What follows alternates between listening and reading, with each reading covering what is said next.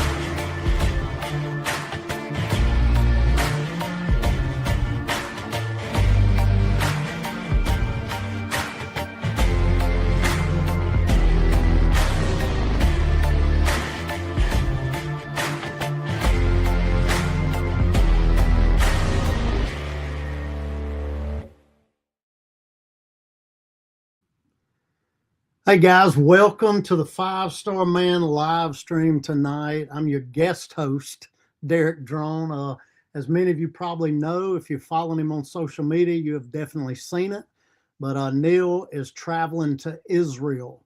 I believe he's on the plane right now, headed over to Israel. And exciting thing about that is I've always heard that when you go to Israel, you come back just fired up in your faith and man, just on fire. So, I mean, we're probably going to have Neil Kennedy at the next level when he gets back from Israel. So that's exciting. I'll tell you the painful thing is I was supposed to be on the trip, but I had some passport issues. My passport had been stolen and I was trying to get it replaced, and apparently somebody was using it. So I got like a 90-day hold on it. So I didn't get to go, but that allowed me to get to do the Five Star Man live stream. So I'm excited about that. Now, listen, March, I got to hit this right from the start. We have 2 authentic conferences in March. And according to where you're at on the map, I mean, I'll tell you, I travel to them no matter where they're at. Of course, that's because I get to be involved. But we got the one at Owasso, near Tulsa there in Oklahoma. That's coming up in March. And then Altoona, Pennsylvania. Now, if you have never been to an authentic conference, you really need to get there. You need to be at one of those. Listen, wherever you're at in the nation, I would get to one this year. I know sometimes they're away from you, but I'm telling you to be in the room. And me and Neil talked earlier in the week and our end of last week, and we were talking about these 2 conferences coming up. And I'm just going to tell you, there's some strong things happening, and there's some major spiritual things happening. It looks like I'm having a little bit of internet trouble. As you see, I'm not in the studio that I'm normally in. We've moved to Gulf Shores. So the internet's different here. I don't have a studio anymore. I'm going to get one together.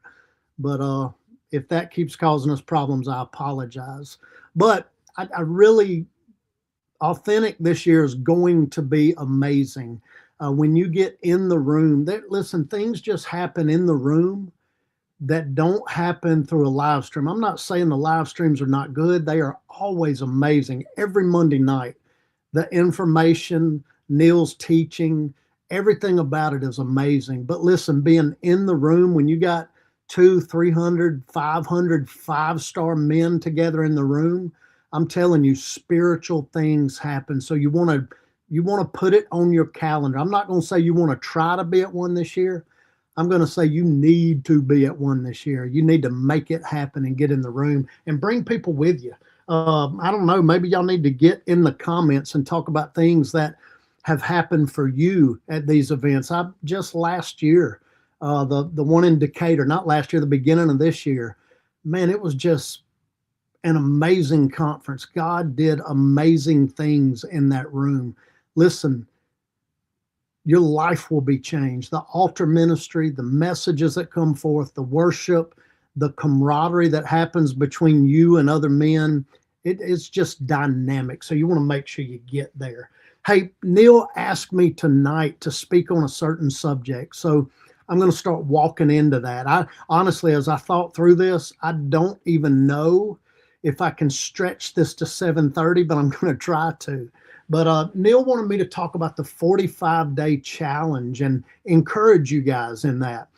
If you've done the 45-day challenge, get in the comments and tell us that you've done it. If you're like me, I've done it a couple times already.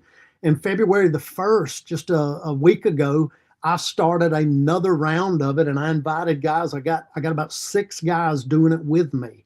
Now, that's the key of the 45-day challenge. I know a lot of times we feel like once we get that coin, once we make that happen, that, man, we've done the 45-day challenge and that's good. But I'll tell you something, going back through it already, I'm hitting days that's reminding me of things that I did in the 45-day challenge. I changed in my life, but just time has kind of taken them away from me. So going back through it again is causing me to re-engage those things and step back into those things. So I think we all need to do it again. Now here's the key of the 45-day challenge. The reason for it is not just that we do the 45-day challenge and we just check box it and we go on. But when I coached the 45-day challenge, when I shot those 45 videos to coach and encourage you through it, a lot of days I talked about how we don't just check mark. Like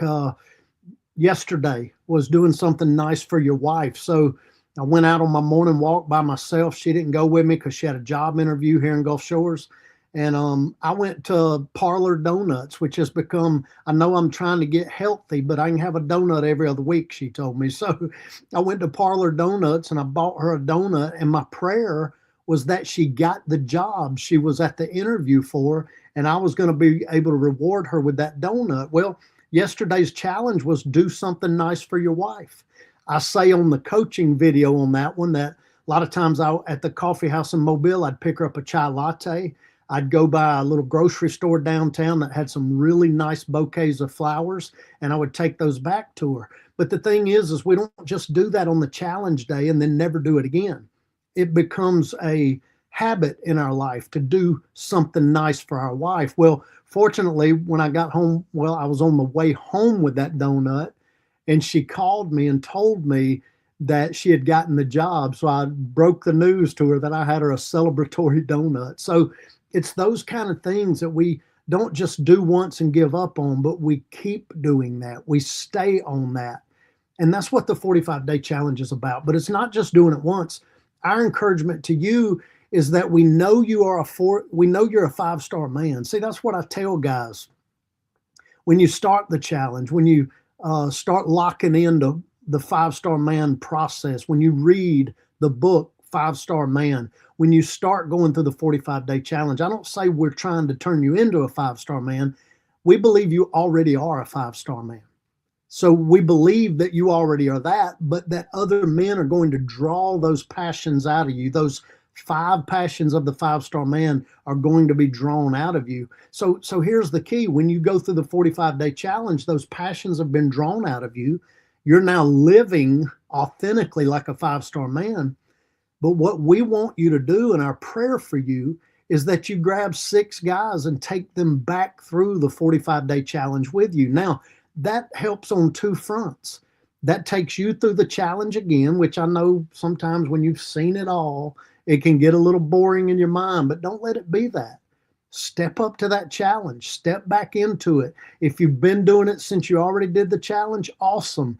But guide those guys through with you so that they then are a 45, or they then are a 5-star man. That's what we want to see in your life. So, that's the key and what we're wanting to see happen. Guys, I apologize for whatever's going on with my internet. I hope you're hearing me okay. I hope you're seeing it. I see Joe Cribb there saying that he's planning to do it again. That's awesome. Yeah, I am. Douglas asked, do you listen to your own coaching videos? Let me tell you something about going through this time. My wife is watching it with me every morning because she wants to see the coaching videos from every day. So she's actually watching them with me. But yeah, I actually watched my own videos again. And, I'm the type of media guy that I see things I could have done better, but we won't talk about that tonight. Let's do this. Let's step over into, for just a few minutes, the 5 passions of a 5-star man. I know you guys probably know them, but the idea of the 45-day challenge is that on multiple days we hit each one of these challenges. So, I have to be honest, one of my favorite ones is the adventurous spirit. I love the adventurous spirit. Neil told me, and I don't know if he's made this public. I hope he has, because I'm about to break the news on it. But we've been talking about hiking the Grand Canyon as 5-star men. I've started walking every day. Y'all know Neil's walking 5 miles a day. I've started walking every day since we moved down to Gulf Shores, and I'm trying to get my pace up. I'm trying to get my miles farther because I want to step out on that adventure, and I want to go hike the Grand Canyon with you guys. I cannot wait for that day to come. That adventurous spirit, I will never forget. The first day I walked up to the airport, very good friend of mine now, I had a staff member tell me that every time a plane flew over, he lost me in the conversation when we were outside. So he went and bought me my first flight lesson, my discovery flight. I walked up to the airport, and this young man steps out and says, "Are you Derek?" And I said, "Yeah." "Are you Tyler?" And he said, yeah. I said, man, how long have you been flying? He said, longer than you. And I thought, that's hilarious. Let's go. But I'm going to tell you something adventurous. When that instructor makes you think you're flying that plane the first day you've ever gotten in a small plane, you pull it off the runway. He's telling you what to do. Now he's over there and he's helping and guiding. I learned that through the years that he didn't really let me fly it without him being there for me. But you talk about an adventurous spirit. I'll never forget my first solo, Dad. Didn't even tell my wife I was soloing. I was so nervous about this day.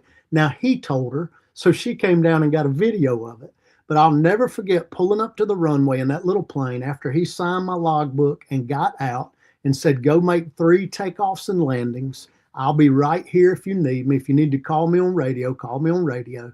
I'll never forget pulling that plane off the runway by myself for the first time. I had like 6 or 7 hours of flight time. I pull it off the runway and my brain says, Derek, you got to land this thing now. It's that adventurous spirit. Listen, now, man, I'll go get in the plane and fly any day and not even really think about that stuff because that adventurous spirit carried me through to 25 years now flying airplanes, hiking, fishing, golfing, riding a Harley. Man, I got to get my Harley put together and done so I can be adventurous and go ride that thing down by the beach down here in Gulf Shores. And every one of us have an adventurous spirit. But here's the thing about a lot of men. We get to an age, we get to a point in life where we quit being adventurous. Well, guys, that's what the 45-day challenge will do for you. It will entice you to get out and be adventurous again. I think the first day we hit the adventurous spirit, honestly, Neil in the writing tells you to go rent a Harley or, go hike a mountain, go do something. The 45-day challenge will get you back out in the wild. And that's good because if we don't have an adventurous spirit, then we get lazy and we lay back. I even hate the name Lazy Boy now. I don't even like hearing that. I remember talking about the 45-day challenge to my wife, and she looked at me one day and said, literally, well, you sit in that recliner way too much. And she went to the bedroom, and our living room, family room was on the second floor at that time. I went and opened the sliding glass door, and I slid that, what was a Lazy Boy, over to the sliding glass door, and I pushed it out the door into the backyard and started sitting on the couch with her instead of reclining in that Lazy Boy, because I don't want my wife telling me you're not adventurous anymore. I want my wife to say, my God, slow the adventure down a little bit and come watch a Hallmark movie with me on the couch or something. But guys, if we're not adventurous, then how are we going to move forward in life? It takes adventure to start a new job. It takes adventure to start a new hobby. It takes adventure to go into the woods and hunt. It takes adventure to open a new business. It takes adventure if you're not married. It takes adventure to go start dating somebody and try to work into a life with them. So guys, we have got to have the adventurous spirit in our life. I'd love y'all to jump in the comments and just put in there what you've done recently for adventure. And if you hadn't done anything for adventure recently, we're not beating up on you. I'm drawing it out of you tonight. There's an adventurous spirit inside of you, and I want to draw that out of you tonight. But here's the key. You ought to drop in the comments what you want to do as adventure, what you see as adventure that you could now begin to step into. Listen, I'm going to be honest with you. I'm so comfortable getting in an airplane, going up to the runway, shoving the throttle in, going down the runway, pulling back on the stick or the yoke, getting that thing off the ground. I don't stress over landing it anymore. But now something I am cautious about is that Harley that I have. I have a 73 Ironhead, and I'm thinking about riding it down the beach over here in Gulf Shores. I'm a little cautious about that, but I want to complete it, and I want to take that thing back out. My son called me yesterday. He's in the Army. Can't give a lot of details on it. He's going into special forces, so I have to keep my mouth quiet about it. But he asked me about scuba diving because I got 450 dives in my logbook. And he said, Dad, I'm about to get certified. I can't wait to go dive with you. Well, I got to go and do a refresher course because I hadn't dove in 20 years. But I'm going to be adventurous with my son, and we're going to go out in the Gulf of Mexico or the Gulf of America, whatever y'all want to call it, and we're going to dive. So that is the adventurous spirit, guys. And I'm going to tell you something. You may think that your spouse, your wife, wouldn't like the adventurous spirit. She's going to love it because she wants a man that's adventurous that she can stand behind. Somebody give me an amen or an oh me in the comments and we'll move on. The second one that we discussed in the 45-day challenge is that entrepreneurial drive. Now, guys, this is something I'm on right now because as I've told y'all recently, back in May, I resigned the church. I'm doing some evangelism. I've got some men's events coming up that I'm going to be speaking at, both authentics. Then I've got 2 other men's events in February that I'm speaking at churches. I'm excited about all that. But another thing I'm doing is starting to fly for a living and working on those ratings. And when I fly with my buddy Tyler, he sits at a coffee house because we have days where we just sit while we're in another city with the owners of the plane. And he's got side gigs. So my entrepreneurial drive is starting to stir inside of me. He's telling me what kind of things he's doing and how he's making good money while we're sitting at a coffee house. So I'm starting to look into entrepreneurial things that when we were in New York for 6 days back before Christmas, sat at the coffee house 4 of those days, flew up one day, had 4 days to just sit at the coffee house, flew back the 6th day. You know what? I got to have a side gig. My entrepreneurial drive's got to stir up. It's another reason I'm redoing the 45-day challenge. So those entrepreneurial things I can begin to learn, explore, and see, because even though I do pretty good flying the airplane and making money, guess what? I got days where I just sit and I can be making more income, which allows me to be a bigger giver and to supply for my family better. My entire life through ministry, me and my wife was never able to put up retirement or savings and get ready for retirement. So you know what we're doing now? We're fast tracking it. And I want to find something entrepreneurial to allow me to, when I fly to another city and I sit there 2, 3, 4, 5 days, that I'm able to earn income sitting at that coffee house. And that is the entrepreneurial drive. Now listen, guys, man, I've heard this a good bit talking to 5-star men, talking to authentic men. Listen to me. Just because you have a 9-to-5 job does not mean that there is not an entrepreneurial spirit in you. There is. There's more for you. I love when the Garden of Eden's talked about, and there are multiple streams that flow into it.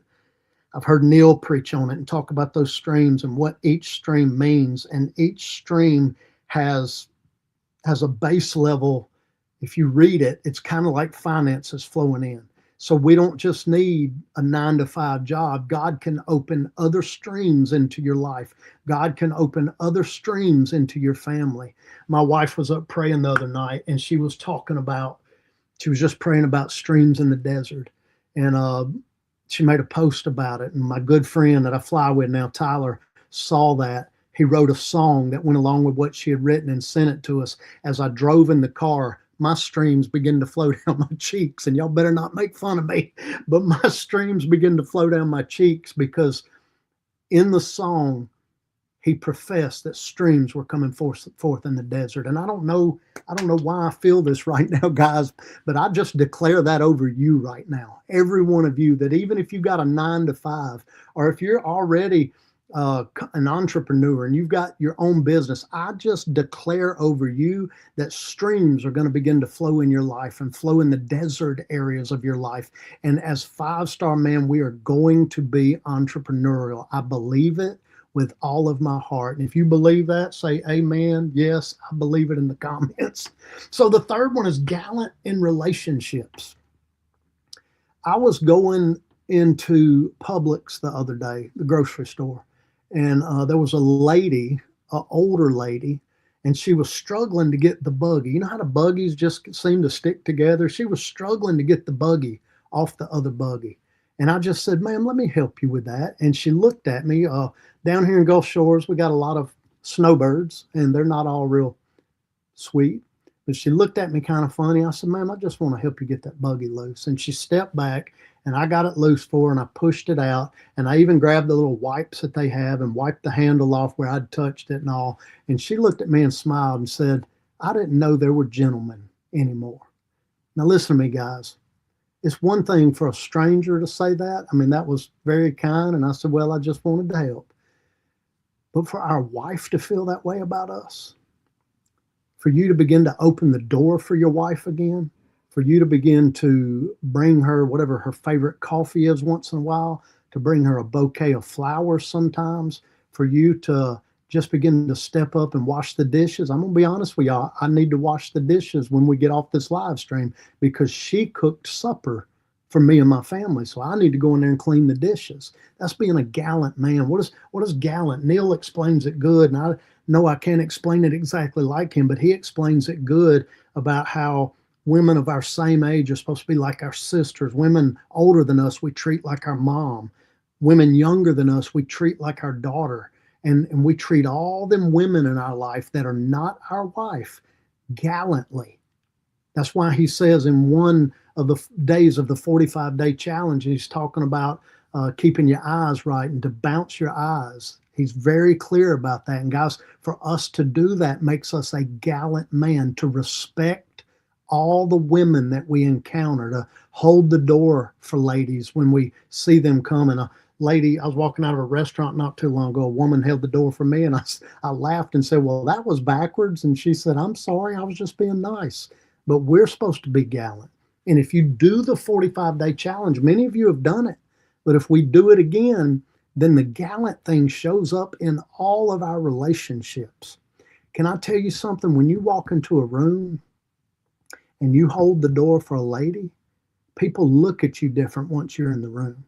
When you respect and honor women that are around you by looking at them in the eye, that's being gallant and that's respected. So we need to be gallant in all of our relationships. Look, even when it comes to other men that are older than us, we need to treat like we would our father. Younger men, we need to treat like a son. Men of the same age, we need to treat them like a brother. I had a slight run-in with a guy at Walmart today because I accidentally went the wrong way down an aisle in the parking lot. You know, the aisles run one way, and it aggravates me when people do this. But this guy lost his cool on me, and I had to kind of stand up to him. And I think he understood what kind of guy I was, and he moved on out of my way. But that's being gallant.